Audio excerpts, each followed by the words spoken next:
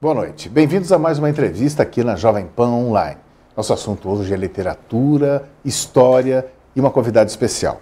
Em nossos estudos, a presença da psicanalista e escritora, doutora Cláudia Pacheco. Doutora, boa noite, tudo bem? Boa noite. Tudo bem, Fernanda? O livro se chama História Secreta do Brasil. Chama atenção em ser secreta.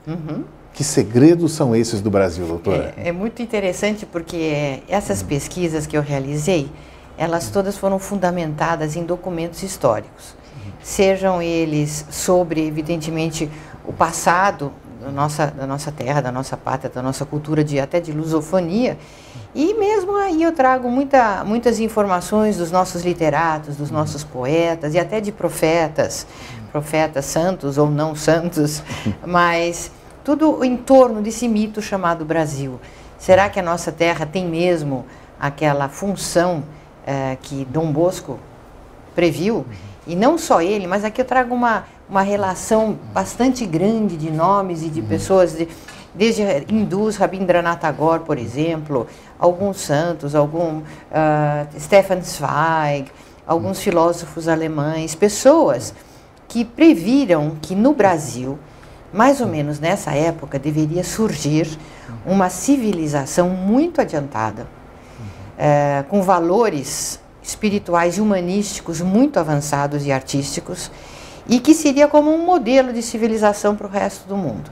Então se pergunta, bom, agora que os Estados Unidos entraram numa severa decadência, isso já é fato consumado, os anglo-saxões estão perdendo a primazia no mundo, na liderança, quem é que vai exercer essa primazia?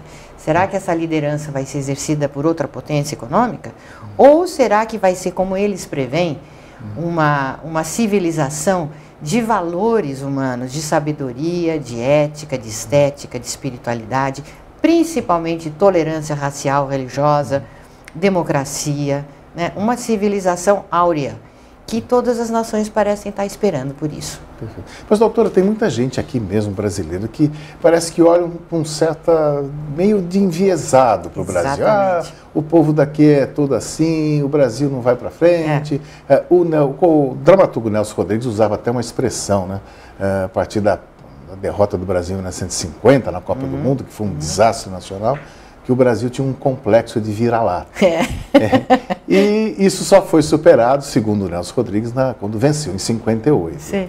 Ainda permanece gente assim que vê o Brasil dessa forma? Muito. O brasileiro tem uma baixíssima autoestima, isso é herança dos portugueses. É herança dos... herança dos portugueses, mas isso também tem uma história psicogenética. Assim, como assim? Que Portugal, Portugal foi o primeiro Estado europeu a ser formado, né? Ele foi formado por aquele famoso São Bernardo, lá no século XII, e que colocou lá um primo dele, Afonso Henriques, para ser o primeiro rei templário. Eram os fundadores da Ordem Templária. Então foi o primeiro Estado europeu e eles tiveram então uma função. E essa função não se ensina nas escolas. E o que aconteceu de lá para cá também não é ensinado nas escolas. É documentado em museus, em livrarias. Eu fiz muita pesquisa quando vivi lá na Europa por uns 13 anos, trabalhando lá, pesquisei. E é encantador ver o nosso passado. Agora, portugueses, brasileiros, a lusofonia tem uma péssima autoestima, tem uma atitude até assim de inferioridade diante dos anglo-saxônicos, né? Principalmente dos anglo-americanos. E a Inglaterra sempre dominou Portugal e o Brasil. E os americanos. Fomos uma espécie de colônia deles, Portugal e o Brasil. E desculpe estar falando assim, com termos assim tão francos, mas eu acho que está na hora do brasileiro, dos lusófonos, assumirem a sua verdadeira identidade, que é uma herança cultural, inclusive linguística. A alma da lusofonia suplanta a língua, compreende? E os valores da lusofonia suplantam os valores anglo-americanos. O senhor pode ver que a herança anglo-americana é de poder econômico, poder financeiro, de colonialismo. Já o poderio da lusofonia é um poderio do espírito. O senhor pode notar que o brasileiro é muito espiritualista, portugueses também, africanos. Tem realmente essa... E essa tolerância que o brasileiro, geralmente, ele recebe os estrangeiros aqui de braços abertos como se fossem até superiores a nós, né? Então, esse espírito de tolerância racial e de abertura, de democracia mesmo que nós temos, isso indica um estágio avançado na escala de humanidade. Esse império que eles dizem, até o Quinto Império, como chamam em Portugal, Agostinho da Silva, Fernando Pessoa, Camões, Vieira, todos eles estudaram o Quinto Império. Aqui eu descrevo o que é esse Quinto Império, o que é a alma do Quinto Império. Então, agora nós estamos entrando no terceiro milênio. Todo mundo esperava que no terceiro milênio viesse uma grande novidade, né? Uma mudança para melhor da humanidade. Criava-se sempre aquela aura. Uma aura, não é isso? Então, mas o senhor sabe que esse terceiro milênio, por essa herança cultural, filosófica, artística, literária, até mesmo psicogenética, como eu disse ao senhor, e vou voltar a esse assunto um pouquinho, se tivermos tempo. Claro. Isso tudo traz para o Brasil e para a América Latina uma finalidade, uma função de alto nível, de altíssimo nível, para uma civilização de espiritualidade, de superioridade em sabedoria, tá? Então agora nós temos que começar a estudar a verdadeira história do Brasil, que é a secreta, que os bancos escolares não contam, porque a maioria dos livros adotados aqui, a educação veio da onde, né? Veio do nosso primo lá de cima. Doutora Cláudia, qual a mais remota informação ou dado que a senhora recolheu sobre o Brasil? Sim. Uma coisa que eu acho muito interessante é que nós aqui brasileiros, o senhor deve ver que todo mundo aqui tem um nome de cristão novo, né? Carvalho, Vieira, Rocha, até Pacheco.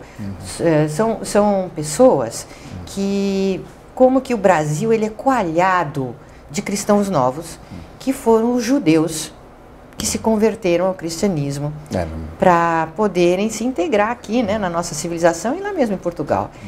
E esses judeus, eles eram das diásporas, das migrações da tribo de Judá. A tribo de Judá é a coisa mais antiga que a gente pode chegar, junto com os fenícios, o rei Salomão e os fenícios, que já estiveram no Brasil. Aqui eu faço alguns relatos de antropologistas e pesquisadores históricos que veem já indícios fortíssimos da vinda de fenícios e de judeus aqui.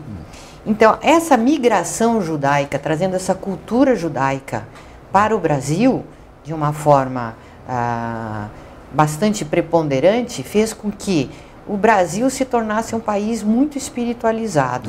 Perfeito. A Pedra da Gávea que o diga, né? Porque aquelas inscrições que existem lá no Rio toda a razão. São de origem fenícia. Pernambuco tem muitas cavernas com inscrições fenícias. E os fenícios, eles vinham para o Brasil junto com Salomão, traziam os judeus nas suas embarcações e daqui levavam ouro, macacos, palmeiras, pedras preciosas, que iam adornar o Templo de Salomão, o famosíssimo Templo de Salomão, que continha já então, naquela época, os mapas das embarcações que vinham para cá. Esses mapas, na época dos Templários, foram resgatados pelos Templários, levados para Paris e para onde em seguida?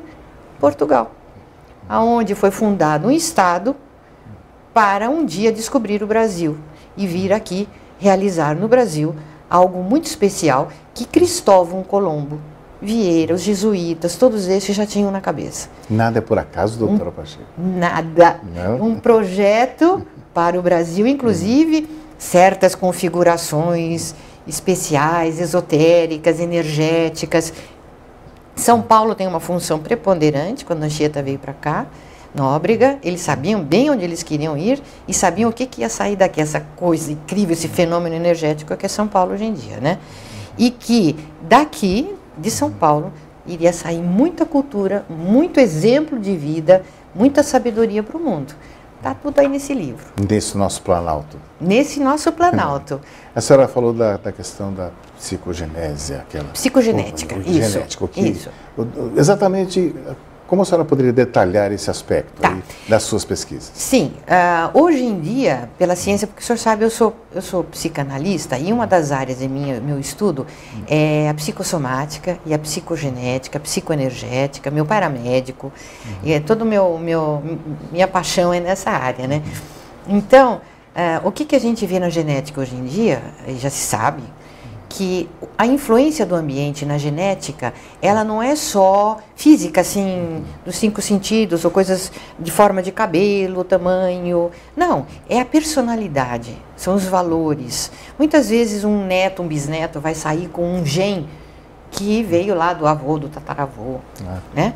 E essa psicogenética nós que somos uma energética completa, espírito e corpo, alma e corpo, nós somos uma energética. Essa energética, ela é passível de ser modificada por valores ambientais, né? E isso vem nos nossos genes. Então, os valores que vieram desses ancestrais ibéricos, que já traziam das migrações judaicas, isso está na nossa genética. Então, valores que a tribo de Judá tinha lá no tempo de Salomão, 2.500 anos antes de Cristo, nós temos até hoje nos nossos genes. Por isso que o brasileiro, como canta o nosso querido Chico Buarque de Holanda, em Fado Tropical, que ele fala que se a pessoa, que o guerreiro português, se ele não tomar a espada rapidamente, de repente ele já se arrepende porque o coração chora. E essa bondade que existe no espírito lusófono, essa humildade, é algo de extrema importância, extremo valor para a nova civilização. Porque os arrogantes são os mais doentes. Isso na psiquiatria, já é estudado desde Kretschmer, Keller, lá nos antigos germânicos psiquiatras. Todo traço da doença mental, ela é associada a uma profunda arrogância e a megalomania, né? Então, os povos do primeiro mundo, que são muito arrogantes, ou os dirigentes, os milionários, enfim, o poder do primeiro mundo, que massacra a América Latina, esses arrogantes, eles têm a tendência de uma decadência muito breve, que já está acontecendo. O senhor já está acompanhando, claro, o que acontece na Europa, nos Estados Unidos. E o Brasil aqui, a gente no nosso trabalhinho, dia a dia, na nossa humildade, a gente está levando esse gigante para frente. A crise de 2008, a crise financeira, cobra preço até agora lá para a Europa e Estados Unidos. Né? Exatamente. Então, o senhor pode ver que nós aqui no nosso país, a nossa riqueza, riqueza de bens minerais, de agropecuária, tudo isso, nós alimentamos praticamente uma boa parte do mundo. Agora, o nosso aspecto assim, de criatividade na arte também é incrível, né? Eu queria lembrar que Oswaldo de Andrade, ele também era pró-Brasil, e marido da Tarsila do Amaral, que é prima minha. Ah, prima? Sim. Interessante. Tarsila era minha prima. E, então, nós temos, assim, uma herança de cultura e de uma certa superioridade de conduta que diante do mundo não é visto assim. O brasileiro, ele é humilde. Ele é humilde como a tribo de Judá era humilde. O senhor sabia que Israel, lá, aquelas outras tribos, sempre humilhavam? Isso não está no Antigo Testamento. Que a tribo de Judá, o pessoal de Judá, ia ser sempre humilhado. Muito tempo. Até que um dia mostrasse para o mundo que tinha mais sabedoria do que as outras nações, e iria dar o exemplo de sabedoria, né? Perfeito. Então, eu acho que o brasileiro precisa... Estamos me prolongando muito? Não, está ótimo. É só para concluir, então, Isso. a senhora, em relação ao Brasil, otimismo, acha Sim. que em breve terá um realce muito maior no cenário mundial? Eu acho que sim, mas o brasileiro precisa conhecer, se conscientizar dessa missão, do seu valor, e não vai ser uma coisa de milagre. Isso eu acho meio difícil. Certo. Vai ser na raça, no trabalho, na dignidade. Eu confio muito nessa política que a nossa presidente está adotando de dignidade diante do mundo. Eu acho de muito valor.